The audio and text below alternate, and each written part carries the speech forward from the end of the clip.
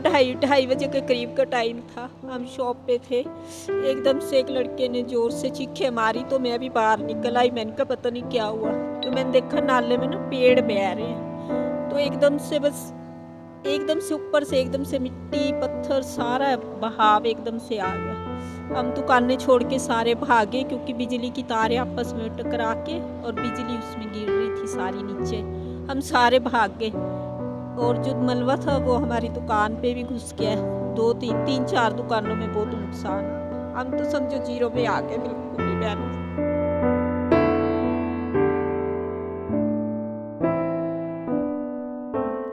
क्या चाहते हैं हम तो अब जीरो में आ गए। हम सरकार की इच्छा जो वो करना चाहते हैं करें, क्योंकि हमारी दुकान में भी मलबा भरा हुआ है।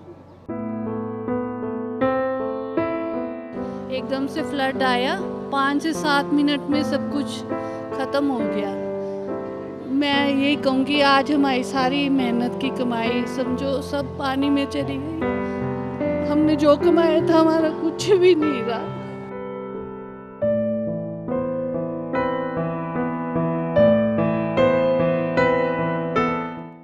सरकार से कि कोशिश करें हमारी मेहनत की कमाई हमें मिले, बस मैं और कुछ नहीं कह सकती। अभी हम कुछ नहीं बोल सकते।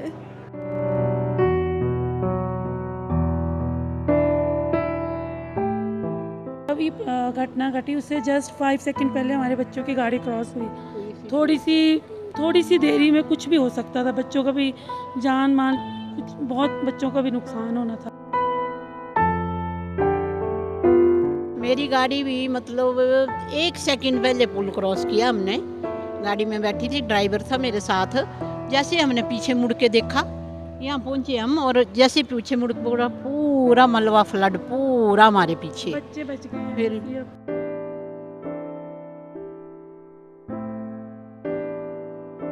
आ रहे थे तो बड़ा ऊंचे से तूफान आया उस तरफ जी। मैंने बोला शोर भी भाग, अनिकेत भाग भाग।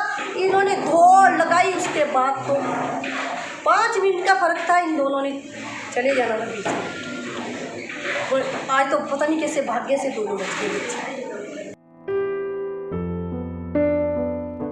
हम तो सामने बैठे, हमारे सामने ऐसे पहले ऊपर मतलब पानी आया तेज भाव से।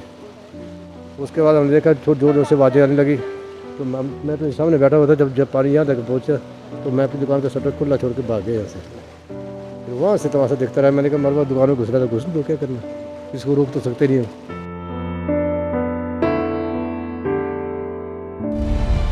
हिमाचल प्रदेश में आसमान से बरसी आफत ने जनजीवन पूरी तरह अस्त व्यस्त किया है। प्रदेश की पर्यटन नगरी धर्मशाला के साथ लगते खनियारा में शुक्रवार को भारी नुकसान हुआ।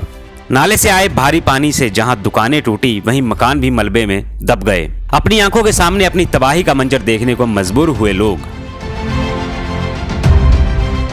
लेकिन इस पूरी घटना का जायजा हिम एक्सप्रेस टीवी के साथ अपना दर्द साझा करते हुए लोगों ने बताया कि दोपहर 2:40 पर पहाड़ से आए मलबे ने अपने साथ उनकी मेहनत की कमाई भी दबा डाली। जो दुकानें लोन पर और पाई जोड़कर बनाई थी, उनको गिरता देखकर आंखें नम हो रही थी। बर्बादी का मंजर देख रहे लोग अपने आराध्य देव इंद्रुनाग से सलामती की दुआएं कर रहे थे। कुछ एक ने कहा कि अपने बच्चों को स्कूल की छुट्टी होने के बाद वापस लेने गए थे। 10 से 15 सेकंड की देरी होती तो वो भी मलबे का शिकार हो जाते। रूंधे गले जहां उनकी जान बचने पर ऊपर वाले का शुक्रिया कर रहे थे, वहीं उम्र भर की कमाई और उसमें बसने वाले सपनों के बहने पर दुखी थे। अपनी नातन को स्कूल से आते हैं, स्कूल की छुट्टी होती है ना जी, बस आती है 3 बजे जी जी। तो 5 मिनट कम 3 था जी।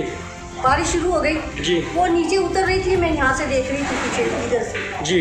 उतर रही थी तो वो मेरी वो बहू का लड़का भी था छोटा जी। ये जो लड़का था, ये और मेरी नाती जी, ये वाला था जी। ये दोनों आ रहे थे जी। आ रहे थे तो बड़ा ऊंचे से तूफान आया उस तरफ जी। मैंने बोला शोर भी भाग, अनिकेत भाग भाग। इन्होंने दौड़ लगाई। उसके बाद तो 5 मिनट का फर्क था, इन दोनों ने चले जाना था पीछे। आज तो पता नहीं कैसे भाग्य से दोनों बच गए। हालांकि जिला मुख्यालय के समीप होने पर राहत कार्य जल्द शुरू कर दिया गया। विधायक विशाल नहरिया, पूर्व मंत्री सुधीर शर्मा, राकेश चौधरी, मेयर ओंकार नहरिया समेत कई नेता प्रभावितों का जायजा लेने पहुंचे। वहीं प्रशासन ने भी त्वरित कार्रवाई करते हुए राहत कार्य शुरू किया। कुछ ही पलों में आसमान से बरसी आफत ने एशिया की पूर्व में सबसे अमीर पंचायत में तबाही बरसा दी। गौरतलब है कि भारी बारिश के बीच रौद्र रूप लिए नदी नाले निजी और सरकारी संपत्ति पर कहर बरपा रहे हैं। सूबे को इससे 1000 करोड़ की चपत लग चुकी है।